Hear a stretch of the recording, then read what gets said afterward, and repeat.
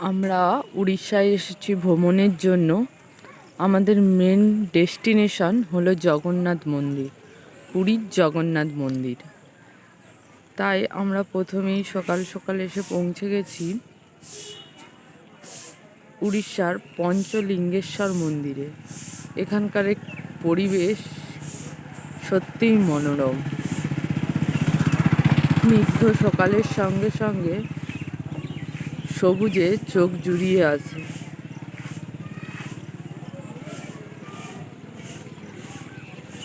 ভাবতে অবাক লাগে প্রকৃতি আমাদের কত কি না দিয়েছে। পাহাড়ের কোলে সামান্য কিছু জমিতে ধান চাষও হয়েছে।